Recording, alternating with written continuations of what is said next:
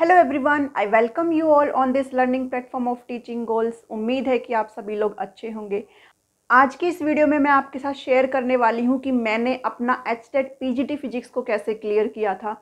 PGT physics या फिर PGT HTET PGT के बारे में सुन करके बहुत सारे कैंडिडेट क्या सोचते हैं कि मैं इस एग्ज़ाम को नहीं क्लियर कर सकता हूं या क्लियर कर सकती हूं, जबकि मैं आपको बता दूं कि ये इतना बड़ा कोई हवा नहीं होता है ये एग्ज़ाम। अगर आप लोग अपनी जो प्रिपरेशन है उसको एक सही डायरेक्शन में अगर फोकस होकर के करेंगे तो आप इस एग्ज़ाम को आराम से क्लियर कर सकते हैं।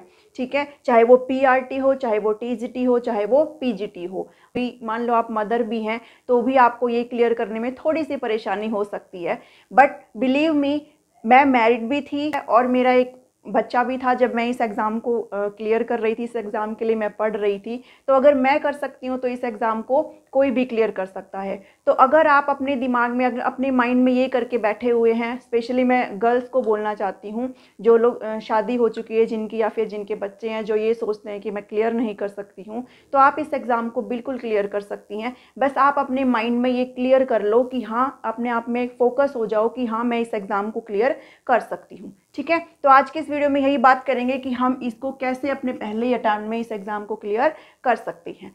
अगर आप सभी को पता है कि अगर आप एचटेट देने वाले हैं तो आपका जो पैटर्न आने वाला है वो क्या, सीडीपी आपसे पूछा जाएगा 30 मार्क्स का, बाल विकास आपसे पूछा जाएगा और ये जो लेवल होगा वो बहुत अच्छे वाला लेवल होगा। हिंदी इंग्लिश आपसे पूछी जाएगी 30 मार्क्स की, एप्टीट्यूड आपसे 10 मार्क्स का पूछा जाएगा, रीजनिंग 10 मार्क्स की और आपकी जीके भी 10 मार्क्स की आपसे पूछी जाएगी।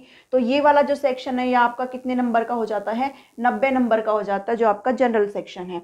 उसके बाद आपका क्या आ जाता है, सब्जेक्ट आ जाता है। अगर आप टीजीटी के लिए प्रिपेयर कर रहे हो तो भी आपका 60 मार्क्स का आएगा और अगर आप पीजीटी के लिए प्रिपेयर कर रहे हो तो भी आपका 60 मार्क्स का आएगा। ठीक है, पीआरटी वालों का अलग हो जाता है, उनको ईवीएस आ जाता है 30 नंबर का और मैथ्स आ जाती है 30 नंबर की। बाकी सारे ये जो स्ट्रक्चर है वो क्या होता है, वो सेम होता है। ठीक है, अभी देख लेते हैं कि इसको कैसे क्लियर करना है।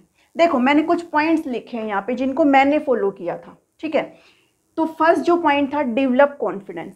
अपने दिमाग में मैंने आराम से ये बिठा लिया था कि मुझे इस एग्ज़ाम को आराम से क्लियर करना है। 2021 का मैंने एग्ज़ाम दिया था। उसके बाद मैंने अपना बना लिया था बेस।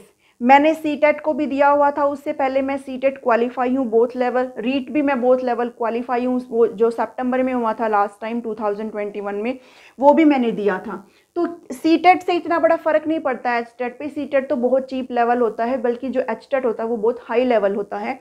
लेकिन जो रीट होता है ना, अगर आप इसके लिए पढ़ते हो ना तो आप एचटेट की तैयारी कहीं ना कहीं आधी कर ही लेते हैं, क्योंकि रीट में तो सब्जेक्ट की पैडागोजी आती है बट एचटेट में सब्जेक्ट की पैडागोजी नहीं आती है। लेकिन इस रीट से मेरा जो डेवलप हुआ, जो मेरा क्या अच्छा जो मजबूत बना, वो क्या बना, वो सीडीपी बन गया था, है ना। बाल विकास मेरा अच्छा स्ट्रोंग हो गया था यहाँ से।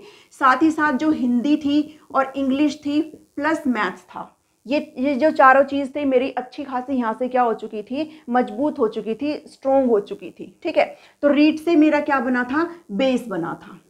ठीक है, उसके बाद मैंने क्या किया, अपने नोट्स प्रिपेयर कर रखे थे। सीटेट की जब मैं प्रिपरेशन कर रही थी तभी से ही मैंने अपने नोट्स जो है बनाने शुरू कर दिए थे। फिर जब मैंने रीट के लिए पढ़ाई करी तो सीटेट का जो हम पढ़ते हैं उससे कहीं ज़्यादा आता है रीट में। रीट का और एचटेट का लेवल में अगर बात करूँ तो सेम सेम ही होता है। सीडीपी की अगर बात करूँ, मैथ्स भी जो है सेम सेम अमाउंट में ही आता है, बिल्कुल ही सेम सेम होता है। तो यहाँ पे क्या था, मुझे एक्स्ट्रा पढ़ना पड़ा था सीडीपी में, तो मैंने उसके नोट्स रीड के टाइम पे ही बना लिए थे। ठीक है, तो मैंने चाहे हिंदी की बात हो, चाहे इंग्लिश की बात हो, ठीक है, चाहे मैथ्स हो, कुछ कॉन्सेप्ट होते हैं जिनके नोट्स बनाने ज़रूरी हो जाते हैं। रीजनिंग के मैंने कोई नोट्स नहीं बनाए थे, मैंने सिर्फ रीजनिंग की क्या करी थी, प्रैक्टिस करी थी। जहाँ से भी मिला, कैसे भी मिला, मैंने सिर्फ उसकी प्रैक्टिस करी थी। ठीक है, तो ये हो गया। और सीडीपी, इन सब के मैंने क्या बना रखे थे, अपने नोट्स बना रखे थे। ठीक है, और उन नोट्स को भी मैंने टाइम टू टाइम क्या किया था, रिवाइज किया था। आपको ये बिल्कुल नहीं भूलना है इस पॉइंट को। आप जब तक रिवीजन नहीं करोगे ना, आप उस चीज़ में बिल्कुल भी स्ट्रोंग नहीं हो सकते हैं। मान लो अगर मैंने कोई एक टॉपिक पढ़ लिया और ना ही मैं उसका कोई रिवीजन कर रही हूँ, ना मैं उसका कोई प्रैक्टिस कर रही हूँ, तो मैं उस टॉपिक को धीरे धीरे भूल जाऊँगी, है ना। तो मैंने अपने जो रिवीजन है, जो नोट्स मैंने बना रखे थे ना, उसका मैंने टाइम टू टाइम रिवाइज किया मैंने उसको टाइम टू टाइम। कैसे किया, ऐसा नहीं है कि कोई मतलब इतनी महान नहीं होता कोई भी कि पूरा 24 घंटे कोई पढ़ ले, है ना, ऐसा नहीं होता है। बीच में खुद को ब्रेक भी देना पड़ता है। तो उस ब्रेक में क्या करो, अगर आपका आज पढ़ने का मन नहीं है ना, तो आप क्या करो, आप अपने नोट्स उठाओ और सीधा रिवाइज कर लो। अगर आपका आज कुछ नया चीज़ पढ़ने का मन नहीं है या फिर आपको कुछ कॉन्सेप्ट नया रीड करने का मन नहीं है, तो आप उस चीज़ को क्या कर सकते हैं, रिवीजन में आप उस टाइम को लगा सकते हैं। ठीक है, तो मैंने सेम यही किया था। उसके बाद जो मेन पॉइंट आता है ना, जो मोस्ट इंपॉर्टेंट है आपका, वो क्या है, प्रैक्टिस। आपको क्या करनी है, प्रैक्टिस करनी है, ढेर सारी प्रैक्टिस करनी है, जहाँ से मिले वहाँ से प्रैक्टिस करनी है।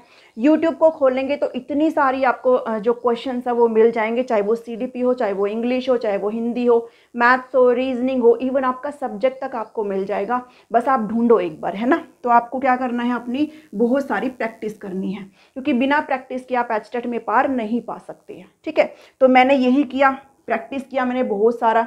रीड के टाइम पे मैंने पता है क्या किया था, मेरा कहाँ से, मेरा रीड में जो है सबसे ज़्यादा मेरा स्ट्रॉन्ग हो गया था। क्यों हो गया था, क्योंकि मैंने रीड में ना 50+ जो मॉक टेस्ट बना चुकी थी मैं रीड में, 50+ मॉक टेस्ट। अब देखो इससे मैंने सीडीपी के कितने क्वेश्चन कर लिए थे, है ना, बहुत सारे क्वेश्चंस मैं अटेम्प्ट कर चुकी थी। फिर भी मेरे एचटेट में, सीडीपी में आउट ऑफ आउट मार्क्स नहीं आए थे, सीटेट में आउट ऑफ आउट मार्क्स थे, एचटेट में नहीं थे, है ना। मैं इतना पढ़ चुकी थी फिर भी नहीं थे, क्योंकि जो आउट ऑफ आउट मार्क्स है ना वो बहुत कम ही आ पाते हैं, 26, 27, 28 तक ही आ पाते हैं। हाँ, किसी के आ भी जाते हैं, ठीक है, अगर उसने ज़्यादा पढ़ाई करी है तो आ भी जाते हैं, ऐसा कुछ नहीं है। ठीक है, उसके बाद 6 पॉइंट देखो, एनालिसिस ऑफ डिफिकल्ट क्वेश्चन। अगर आप प्रैक्टिस कर रहे हैं और आपको ऐसा कुछ नहीं है ना, कोई भी इतना महान व्यक्ति नहीं होता कि उसको सब कुछ आता हो, है ना, मुझे भी नहीं आता, कोई पढ़ा रहा है तो उसको भी नहीं आता होगा, तो कुछ ना कुछ आपको ऐसा ज़रूर मिलेगा जो आपको नहीं आता होगा। तो आप उस क्वेश्चन को इग्नोर मत करिए, आप उस क्वेश्चन को इग्नोर मत करो, आप उसको क्या कर लो, नोट डाउन कर लो, है ना। कहीं पर भी, जहाँ पर भी आपको लगे मुझे इसे नोट डाउन कर लेना चाहिए, आप उस क्वेश्चन को नोट डाउन कर लो, उसके पीछे क्या कॉन्सेप्ट है उसको नोट डाउन कर लो कि आपको ये क्वेश्चन क्यों नहीं आया। एक मैं आपको सजेशन यहाँ से देना चाहूँगी कि आप उसको कहीं पर भी नोट डाउन मत करिए, बल्कि आप मान लो कोई टॉपिक है वो, है ना, उससे रिलेटेड है, मान लो थ्योरीज है, लर्निंग की कोई थ्योरीज है सीडीपी में, तो आपने जहाँ पे उसके नोट्स बनाए हैं ना उसके पीछे ही उसको नोट डाउन करो, ताकि नेक्स्ट टाइम जब आप रिवाइज करो तो आपको वो टॉपिक और वो क्वेश्चन वहीं पर ही मिल जाए, है ना, आपको कहीं पर भी भटकना ना पड़े। तो आप नोट्स उसका बनाओ, उसको एनालाइज करो उस क्वेश्चन को जो आपको नहीं आया। उसके बाद है फोकस ऑन जनरल सेक्शन मोर। मैंने क्या किया था, अपना जो जनरल सेक्शन था उस पर ज़्यादा फोकस किया था। ये जो 90 मार्क्स वाला जनरल सेक्शन था इस पर मैंने बहुत ज़्यादा फोकस किया था, इसकी प्रैक्टिस मैंने बहुत ज़्यादा करी थी। सीडीपी की बात करो, चाहे इंग्लिश और हिंदी की बात करो, चाहे इनकी बात करो, है ना, रीजनिंग की, मैथ्स की या फिर जीके की, इनकी बात करो, तो मैंने जो है इस 10 नंबर के लिए मैंने कुछ भी नहीं पढ़ा था। I am being very Frank, मैंने इस 10 नंबर के लिए कुछ भी नहीं पढ़ा था। सिर्फ इसमें से आप 10 नंबर माइनस कर लो तो आपको 80 मार्क्स बचते हैं। यहाँ पे मैंने इस 80 मार्क्स के लिए अपनी पूरी जान लगा दी थी, ठीक है, ताकि अगर सब्जेक्ट में मैं कहीं पर वीक रह जाऊँ तो मैं यहाँ से अपना नंबर जो है आराम से स्कोर कर लूँ।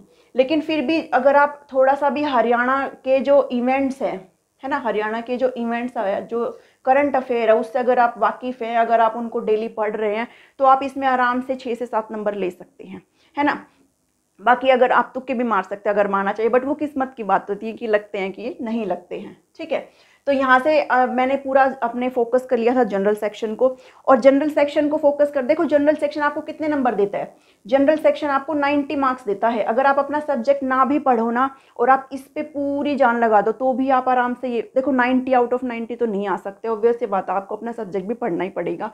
लेकिन ये है कि अगर आप सब्जेक्ट में थोड़ा सा वीक रहते हैं तो आप यहाँ से अच्छा 80 अराउंड तो स्कोर करने की कोशिश करो यहाँ से, है ना, 70 अबोव तो ज़रूर स्कोर करने की कोशिश करो, ताकि अगर इसमें आप थोड़ा सा भी अगर कम भी हैं तो भी आपका काम चल जाएगा, ठीक है। तो आपको इसे बिल्कुल भी इग्नोर नहीं करना है। उसके बाद अगर बात करूं तो सब्जेक्ट पे फोकस, है ना, सब्जेक्ट पे फोकस भी आपको करना पड़ेगा। अगर आप लोग पीजीटी के लिए प्रिपेयर कर रहे हैं तो आपको सब्जेक्ट पे फोकस तो करना पड़ेगा, क्योंकि अल्टीमेटली आपको पढ़ाना क्या है, स्क्रीनिंग में, स्क्रीनिंग का एग्जाम दे करके जब आप गवर्नमेंट टीचर बनेंगे तो आपको क्या पढ़ाना, अपना सब्जेक्ट पढ़ाना है ना, तो आपको इस पर तो फोकस करना ही पड़ेगा। और जब स्क्रीनिंग का एग्जाम होता है तो आपको उसमें सब्जेक्ट भी आराम से शायद 30 मार्क्स का आपसे पूछा जाता है, ठीक है। तो वहाँ से आपको अपना सब्जेक्ट पे भी फोकस करना है। अब मेरा जो है पीजीटी फिजिक्स है ना, तो मैंने अपना क्या किया था, मैंने 9th 10th 11th 12th इसकी फिजिक्स पढ़ी थी, 9th 10th 11th और 12th की फिजिक्स पढ़ी थी। साथ ही कुछ ग्रेजुएशन के नोट्स थे मेरे पास, मैंने उनको पढ़ा था, है ना।